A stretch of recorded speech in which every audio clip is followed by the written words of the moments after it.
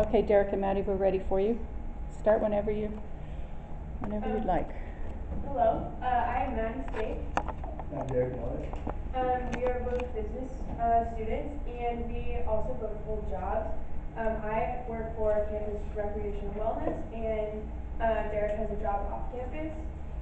So we are going to be proposing today an extension of the dining hall hours, and we are presenting to Michael Delafoy, who is the Director of Operations for Elon Dining. Kind of just a brief agenda of what we're going to be going through today. We're going to start out with our recommendation, and then following by why they should stay open, the reasoning, and then we'll go through how this will happen, and then what's next of the implementation. So our recommendation is to extend the evening hours for all dining halls so that working students can be on campus. Okay, so these are the reasons why they should stay on campus. The first reason, right here in the middle, this comes right from Elon's website. That founders want to uphold and create an environment for students to transform their mind, body, and spirit, and that can't be done if kids aren't eating on campus, so it's pretty important. Next, it'll generate employment in the community because there'll be extra hours, so shifts may change and they'll need more workers at the dining halls. It'll pretty much be cost neutral to the university. It really won't cost much for the dining halls to stay open an extra hour, and we'll go through that. And then lastly, it provides students with more healthy options, and this has to do with, I know if I can't get on campus after my late shift, I'll usually just grab something to eat off campus, which is typically be fast food, because that's all that's open during those times. So it'll provide more healthy options for the students. Okay, so how will this happen? So the question is like, will the students utilize these hours? And over 800 students have on-campus jobs, so those are jobs that don't even, like, that number doesn't even include the students that work off campus. And most of like Elon restaurants or like shops are staffed by Elon students. Hostesses, waitresses, those all generally come from Elon. So that's one big thing. And then the next is like most shifts come after class, like especially if you're off campus. So the 6 to 8 like shift is very common, which comes after class because class generally ends at 5:15. And so that's really important to look at.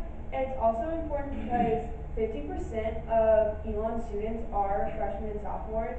The freshmen themselves are actually 26%.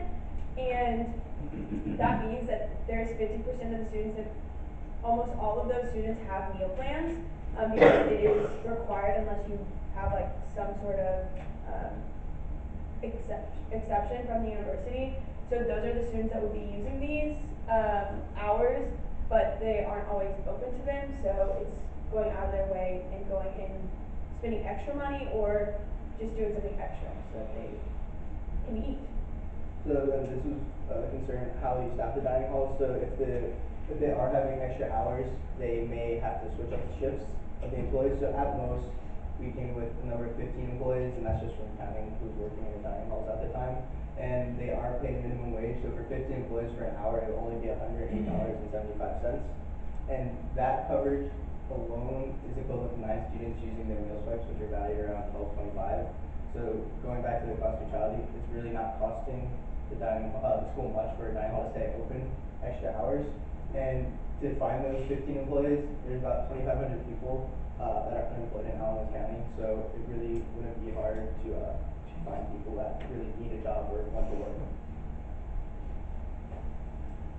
So what is the increase in the food cost? So by extending the hours, we actually don't believe that you have to increase the amount of food you buy because Elon Dining has a lot of excess food at the night, and so one of the things we are proposing is just to continue serving rather than taking the food and like throwing it away. Just keep it out, keep serving. And another option is more cost-efficient options, making a limited menu. And like for example, one of those limited like menus could be at Lohan using just the salad bar or the sandwich and salad bars open because those are nutritious, like hearty meals, but they aren't very expensive, and it only takes like 1 or 2 people to stack a salad and a sandwich bar. So just they don't have to be elaborate meals, but just something that students can come back to campus and eat. Then lastly, the concern of would like happen with cleanup, there really wouldn't be any changes directly. It would be the same routine, it would just be pushed back an hour for when the dining hall closes. So this would just have to do with letting the staff know that their hours would be changing and they would get pushed back just 1 hour.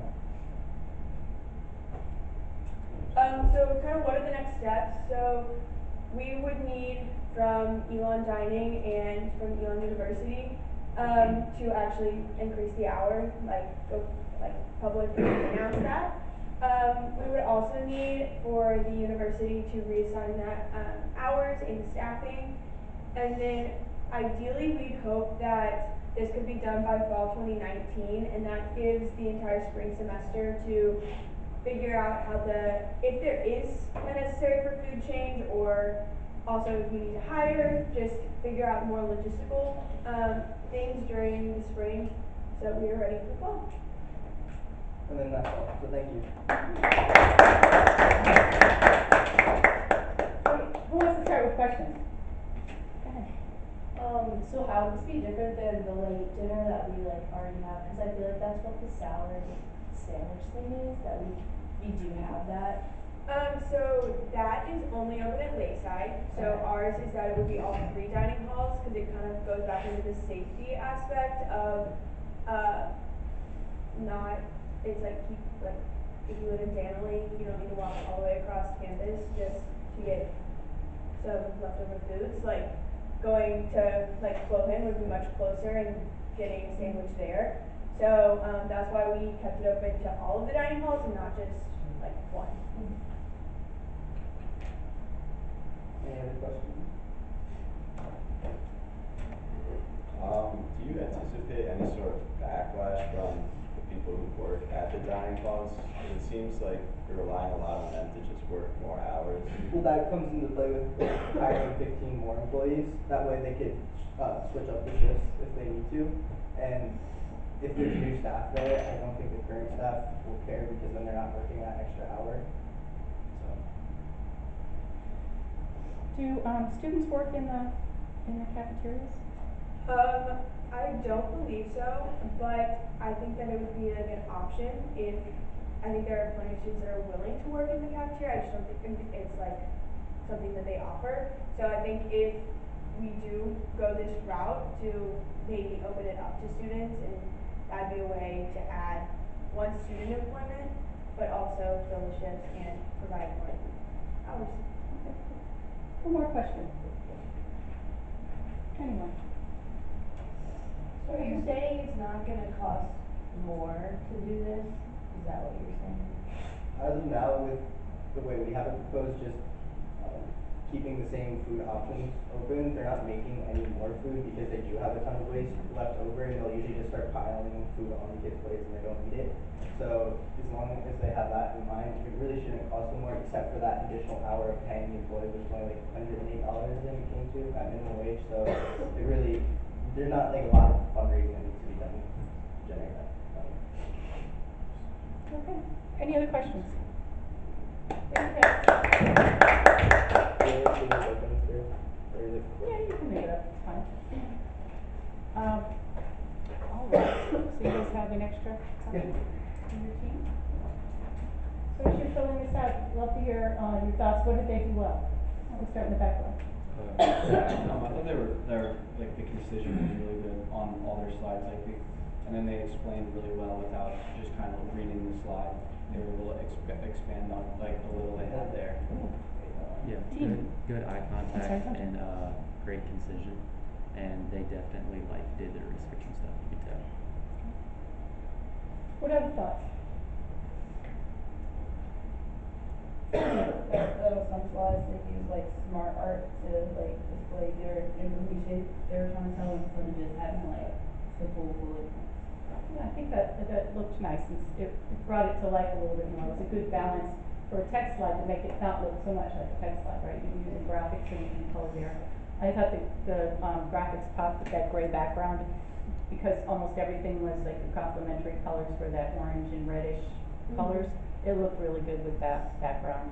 Professional, clean, not a lot of extra stuff on there that you didn't need. I would have liked to see, the slide wrapping up, what does it cost over the course of a year, either per semester? So if you took that $108 per day Yeah. and just carry that through, Yeah. make it real for us, because that's really, somebody's gonna be doing that in your meeting if you were to propose that. And you wanna make it as easy for them to say, oh, if it's only $5,000, we can cover that. Right. I think if there's a trade-off in staffing.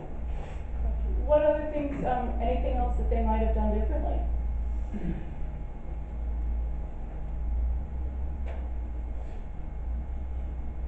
No? No thoughts for them? Okay. So, I thought it was a good balance in terms of having two people. It wasn't like one person was kind of running the show. It was a good mix, so nicely done. So, applause. So I will come by in a minute to grab your notes, and, unless you have questions for me, once you turn those in, you are free to move on to the next part of your day. This is your team one? Thank